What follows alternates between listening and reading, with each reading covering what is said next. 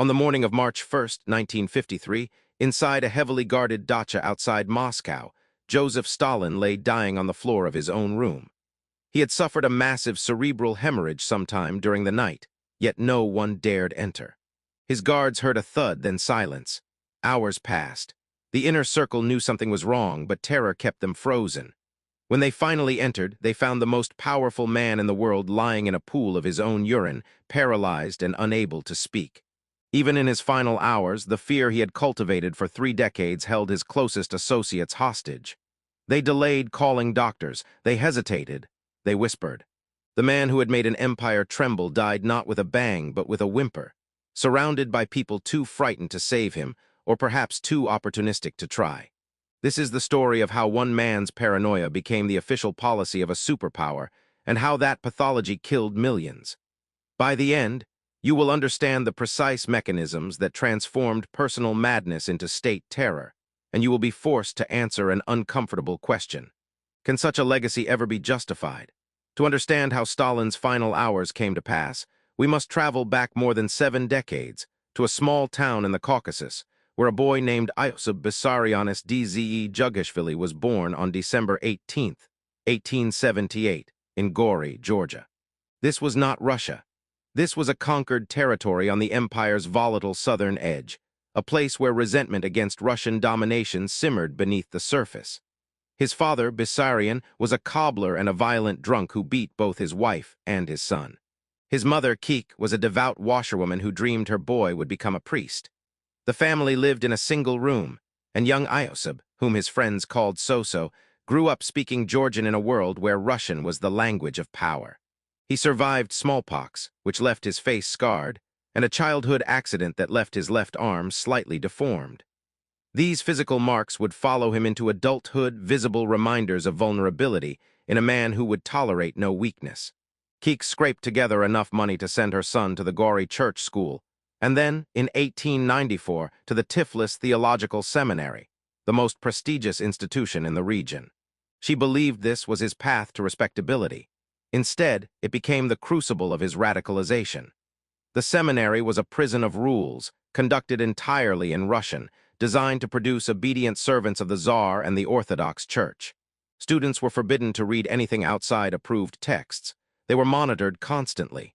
For a young man already nursing grievances, this environment did not inspire faith. It inspired rebellion. Iosib discovered forbidden books, radical pamphlets, the works of Marx and Lenin. He joined a secret socialist discussion group. In 1899, just months before he would have graduated, he either left or was expelled.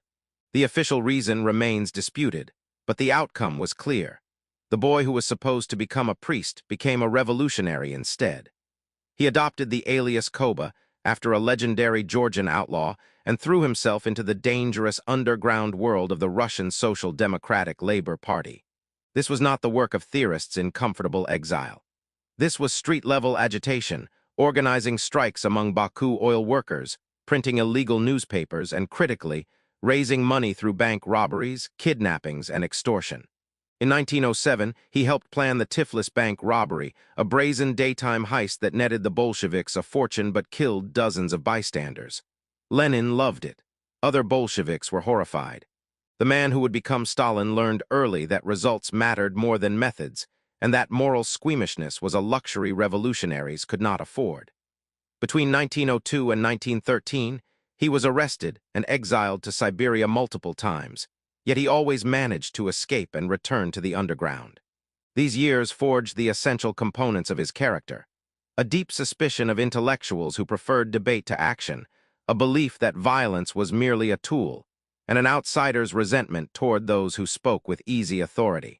When the Bolsheviks seized power in October 1917, Joseph Dzhugashvili was a mid-level operative, competent but hardly central to the revolution's success. Lenin knew him. Trotsky barely noticed him. He had changed his name by then to Stalin, meaning man of steel, a reinvention that erased his Georgian origins and suggested the industrial hardness he aspired to embody. During the brutal civil war that followed, Stalin served as a political commissar, enforcing discipline and loyalty with ruthless efficiency. He clashed repeatedly with Trotsky, the charismatic commander of the Red Army, over strategy and credit. These were not ideological disputes. They were personal. Stalin did not forgive slights, and Trotsky had committed the unforgivable sin of dismissing him as a bureaucratic plotter. In 1922, Lenin created the position of General Secretary of the Communist Party, a role intended to manage the endless paperwork and organizational minutiae of running a revolutionary state. It seemed like a promotion suited to Stalin's talents, unglamorous but necessary. Lenin did not realize he had just handed enormous power to a man uniquely suited to exploit it. The General Secretary controlled appointments. He decided who ran regional party organizations, who sat on key committees, who received promotions. In a system where the party controlled everything, this was the lever that moved the world. Stalin used it quietly and relentlessly. He placed loyalists in every important post. He built networks of obligation and dependence. When Lenin suffered his first stroke in 1922, the question of succession became urgent. Trotsky was the obvious choice, brilliant, famous, the hero of the Civil War. But Trotsky was also arrogant, Jewish in a deeply anti-Semitic society, and disdainful of the party apparatus. Stalin was none of these things. He was patient, methodical, and everywhere.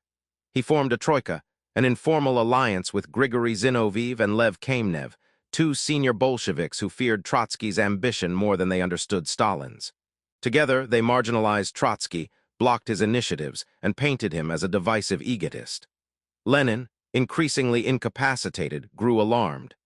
In December 1922, he dictated a testament warning the party that Stalin had concentrated too much power and recommending his removal as general secretary. He described Stalin as too rude, too disloyal, too dangerous. This document could have ended Stalin's career. Instead, after Lenin's death in January 1924, it was quietly suppressed. The Troika held. Trotsky hesitated. Stalin consolidated.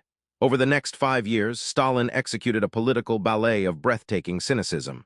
First, he allied with Zinoviev and Kamenev to crush Trotsky. Then he allied with the so-called right opposition, led by Nikolai Bukharin, to crush Zinoviev and Kamenev. Finally, he turned on Bukharin. By 1929, every major rival had been expelled from the party leadership, exiled, or publicly humiliated. Trotsky was deported from the Soviet Union entirely. Stalin had not won through oratory or military genius. He had won through appointments, alliances, and an unerring instinct for when to strike.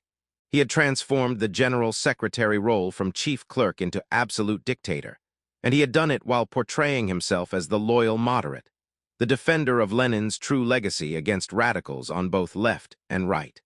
The man of steel had learned to move in shadows, and by the time his enemies understood the threat, it was too late. Now came the question of what to do with this power. The Soviet Union in 1928 was still an overwhelmingly agrarian society, its industrial base shattered by World War, revolution, and civil war. Stalin and the party elite believed the Soviet Union was surrounded by hostile capitalist powers that would inevitably attack. To survive, the country needed heavy industry, steel, tanks, aircraft, and it needed them immediately. But industrialization required capital, and the Soviet state had none. Stalin's solution was brutally simple: extract the capital from the peasantry. In 1929, he launched forced collectivization, the wholesale seizure of private farms and their consolidation into state-controlled collective farms called kolkhozes. Peasants were ordered to surrender their land, their animals, their tools, everything. Those who resisted were labeled kulaks, a term that originally meant wealthy peasants but quickly became a catch, all for anyone who objected. Dekulakization became official policy. Entire families were stripped of their possessions, loaded onto cattle cars, and deported to remote regions of Siberia and Central Asia. Estimates suggest that between 1.5 and 2 million people were deported in the first waves. Hundreds of thousands died en route or in the first brutal winters. Collectivization was catastrophic. Peasants slaughtered their livestock rather than hand them over. Experienced farmers were removed and replaced by party loyalists who knew nothing of agriculture. Production collapsed. Yet the state still demanded grain, even more grain than before, because the cities and the Red Army needed to be fed, and grain was being exported to buy foreign machinery. In Ukraine, the North Caucasus, and Kazakhstan, grain quotas were set impossibly high. When communities could not meet them, specialized brigades were sent to search homes and confiscate every kernel. Borders were sealed to prevent peasants from fleeing to cities or crossing into other regions. By the winter of 1932, famine had taken hold. By the spring and summer of 1933, it had become an apocalypse. Witnesses described villages littered with corpses, children with swollen bellies, cases of cannibalism born of pure desperation. Some estimates place the death toll at 3.5 million in Ukraine alone, with perhaps another 1 to 2 million in Kazakhstan and elsewhere. The total mortality from collectivization and the resulting famines is generally estimated between 5 and 8 million people. The question that haunts historians is this: was it incompetence or genocide? Many Ukrainian scholars and governments argue that the famine in Ukraine, known as the Holodomor, was a deliberate act of genocide aimed at crushing Ukrainian national identity and resistance to Soviet rule. They point to the disproportionate seizures in Ukrainian regions, the brutal suppression of Ukrainian cultural institutions during this period, and internal party documents that show Stalin and his officials were fully aware of the famine yet continued and even increased requisitions. Other historians argue that, while Stalin's policies were criminally negligent and ideologically driven, the famine was not specifically targeted at Ukrainians, but was a byproduct of a broader, catastrophic economic policy that killed people across multiple ethnic groups. Documents show Stalin rejected requests for aid and blamed local officials for sabotage. The evidence supports this much without dispute.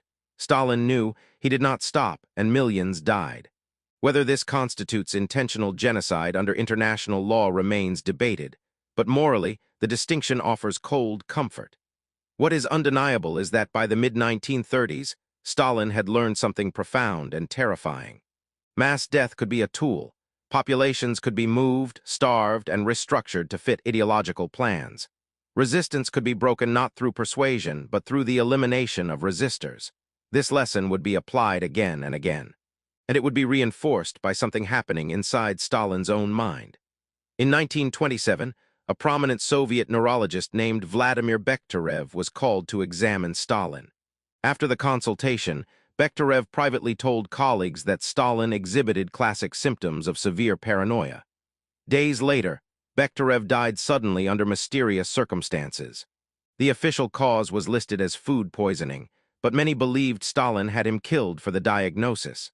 Whether or not that story is true, the diagnosis itself was accurate. Stalin displayed textual symptoms of what modern psychiatry would classify as paranoid personality disorder. Pervasive distrust, preoccupation with doubts about loyalty, reluctance to confide in others, perception of attacks where none existed, and a tendency to bear grudges indefinitely. In a private individual, these traits cause suffering. In a dictator, they cause atrocities. By the mid-1930s, Stalin's paranoia had fused with state policy. He became convinced that hidden enemies, saboteurs, traitors, and foreign spies had infiltrated the party, the military, and the state apparatus. To root them out, he launched what became known as the Great Terror or the Great Purge. In August 1936, the first of the Moscow show trials began. Old Bolsheviks, men who had fought alongside Lenin, were paraded before the court and forced to confess to absurd conspiracies, plotting with Trotsky, spying for Germany and Japan, planning to assassinate Soviet leaders, sabotaging industry.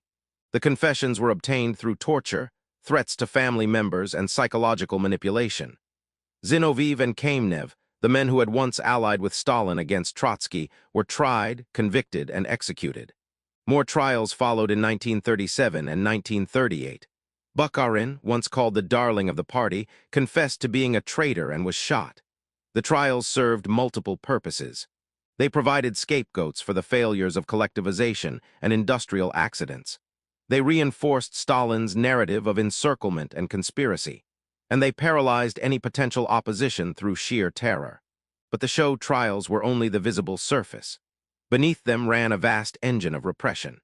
In July 1937, Stalin and the Politburo issued NKVD Order No. 00447, which authorized mass operations against so-called anti-Soviet elements. Regional NKVD offices were given quotas for arrests and executions. First category meant execution. Second category meant 10 years in the Gulag labor camps. The quotas could be exceeded, and ambitious officials often did so to demonstrate their vigilance. Over the next year and a half, approximately 700,000 people were executed, and another 800,000 were sentenced to the camps. The victims were not only political. They included engineers accused of sabotage when machinery broke down, peasants accused of hoarding when they hid food, priests, ethnic minorities, anyone denounced by a neighbor, a colleague, or a rival. Denunciation became a survival strategy. In a world where everyone was suspect, proving loyalty required exposing someone else. The terror became self-perpetuating. Stalin did not need to personally order every arrest. The system, once set in motion, consumed people automatically. The military was not spared. In 1937 and 1938, Stalin purged the Red Army's officer corps. Marshal Mikhail Tukhachevsky, one of the most capable military theorists in the Soviet Union, was arrested, tortured, tried in secret, and executed. 3 of 5 marshals, 13 of 15 army commanders, 57 of 85 corps commanders, and 110 of 195 division commanders were executed or imprisoned. Some estimates suggest 30,000 officers were removed. During these purges, the rationale was always conspiracy, spying for Germany or Japan, planning a military coup. In reality, Stalin feared competence, independence, and any institution that might challenge his authority.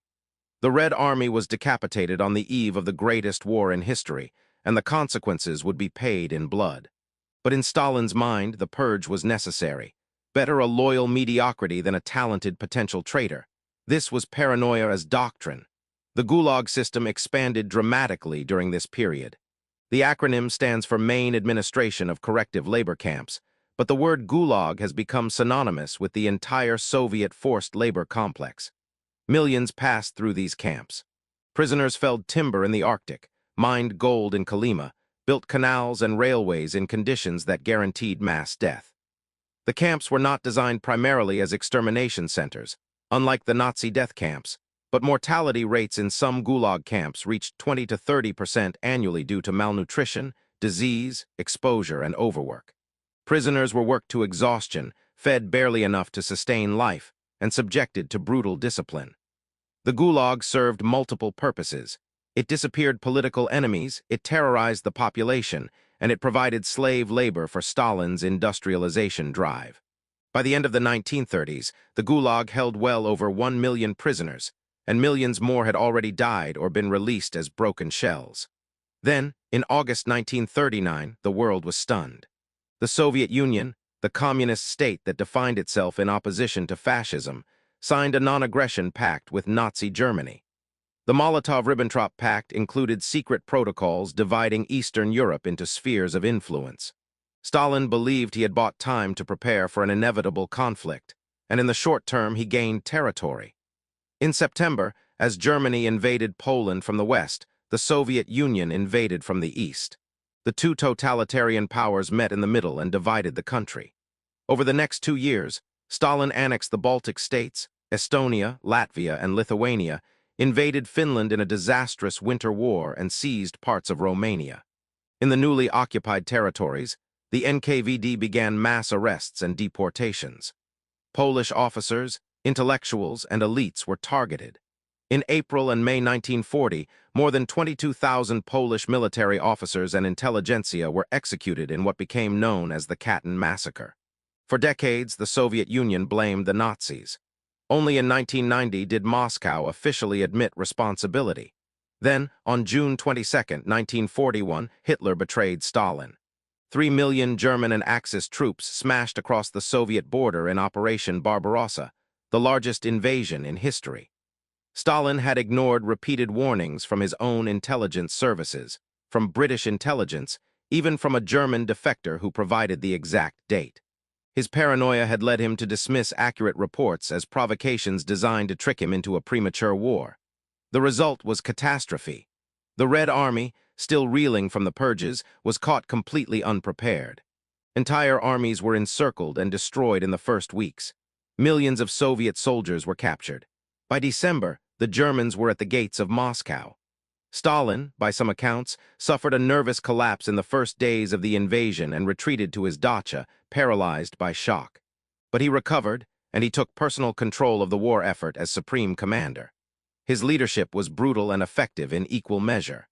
In July 1942, facing continued military disasters, Stalin issued Order No. 227, infamously known as the Not One Step Back Order. It forbade unauthorized retreats and established blocking detachments, special units deployed behind Soviet lines with orders to shoot any soldier who tried to flee. Commanders who permitted withdrawal without authorization faced tribunals and execution. The order also created penal battalions, SH Strafbats, where soldiers accused of cowardice or desertion were sent to clear minefields and lead suicidal assaults as a means of redeeming themselves. Hundreds of thousands of Soviet soldiers were sentenced to penal units. Thousands were shot by their own side. The order was militarily effective in stiffening resistance, but it turned the Red Army into a force as terrifying to its own soldiers as to the enemy. Stalin's logic was simple. Fear of execution at home had to exceed fear of death at the front. The war also provided cover for another wave of ethnic repression. Entire ethnic groups were accused of collective disloyalty and deported en masse.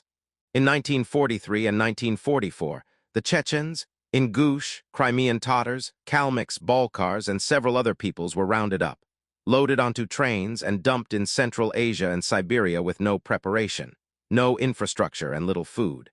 Hundreds of thousands died. The deportations were justified as security measures, punishment for alleged collaboration with the Germans. In reality, many of the deported groups had fought loyally in the Red Army, but Stalin's thinking had taken on an essentialist, almost racialized character. Entire ethnicities were guilty by category. This collective punishment represented paranoia operating at an industrial scale. The Soviet Union did eventually win the war, but the cost was almost unimaginable. Estimates of total Soviet deaths, military and civilian, range from 24 to 27 million people. The Soviet Union bore the overwhelming brunt of the war against Nazi Germany, and Soviet soldiers broke the Wehrmacht's back at Stalingrad and Kursk and drove all the way to Berlin. But Stalin's purges, his initial miscalculations, and his willingness to spend lives like currency all contributed to the scale of the disaster. When victory finally came in May 1945, Stalin was hailed as the greatest war leader in Soviet history. His image was everywhere. He was the generalissimo, the father of nations, the genius of mankind. He had achieved something unprecedented: total personal control over a vast multinational state, backed by a powerful military and an atomic bomb. The Soviets tested their first device in 1949. Yet the victory did not bring relaxation. It brought another wave of paranoia. Stalin grew older and more isolated. He trusted no one. He played his subordinates against each other, setting Beria against Malenkov, Molotov against Mikoyan, ensuring that no rival power center could emerge. He grew obsessed with conspiracies again, this time focusing on doctors and Jews. In January 1953, Soviet media announced the discovery of the doctors' plot, a supposed conspiracy by prominent doctors, most of them Jewish, to assassinate Soviet leaders by medical means. 9 doctors were arrested and tortured into confessions. The propaganda echoed old anti-Semitic blood libels. Historians believe Stalin was planning another massive purge, possibly targeting the entire Jewish population of the Soviet Union for deportation. The campaign was building momentum. Then suddenly it stopped, because on March 1, 1953, Stalin collapsed. He had spent the evening of February 28th at the Kuntsevo dacha with his inner circle, Beria, Malenkov, Khrushchev, and Bulganin. They watched a movie, drank, and talked. Stalin dismissed them sometime after midnight. He usually woke by mid-morning. When he did not emerge by afternoon, his guards grew anxious. But they had strict orders never to disturb him unbidden. Hours passed. Finally, late in the evening, a guard found him lying on the floor of his room, barely conscious, soaked in urine, unable to move or speak. He had suffered a massive cerebral hemorrhage. The guard called the dacha staff. They called the inner circle. Beria, Malenkov, and the others arrived, and they delayed. They did not immediately call doctors. Some historians believe they wanted him to die. Others think they were simply paralyzed by terror, afraid that if he recovered, he would punish them for the presumption of summoning help. When doctors were finally called hours later, they were terrified themselves. Stalin had just launched a campaign accusing doctors of murder. Now they were being asked to treat him. Some were reportedly trembling so hard they could barely function. Stalin lingered for 3 days. His children were called.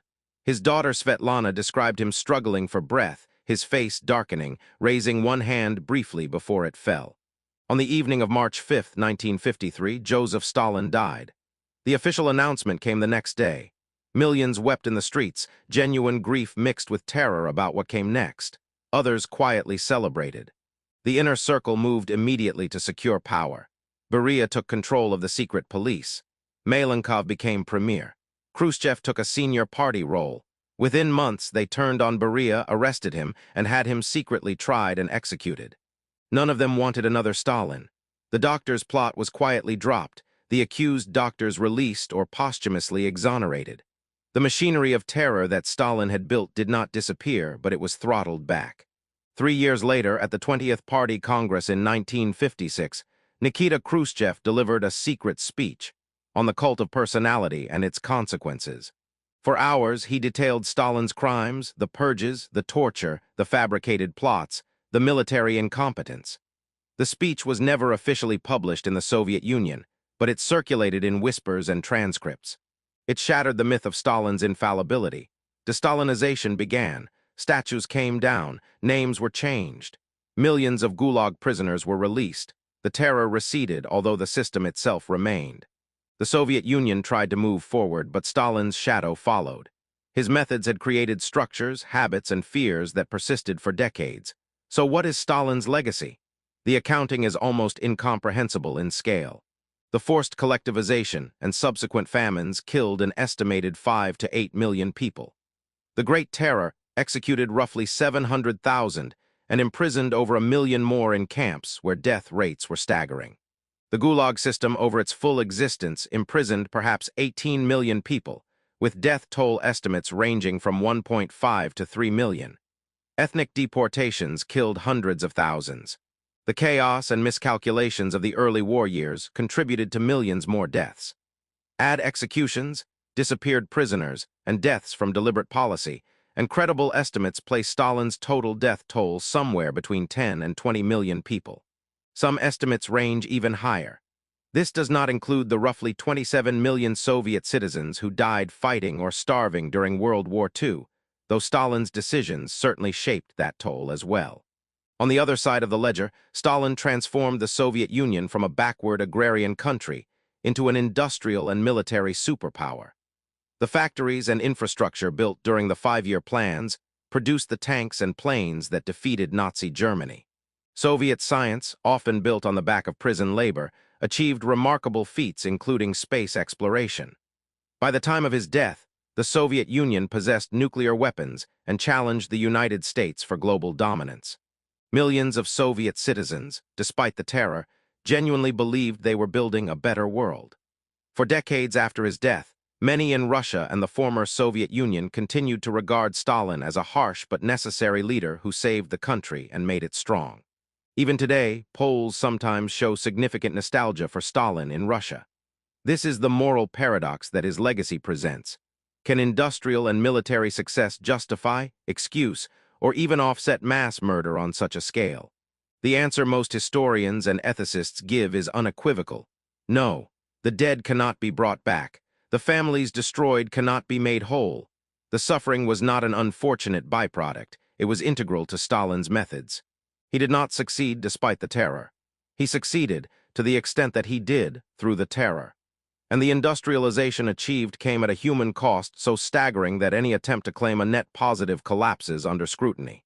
Moreover, the long-term damage to Soviet society was profound. Generations grew up in fear, learning to distrust neighbors, to hide thoughts, to never speak freely.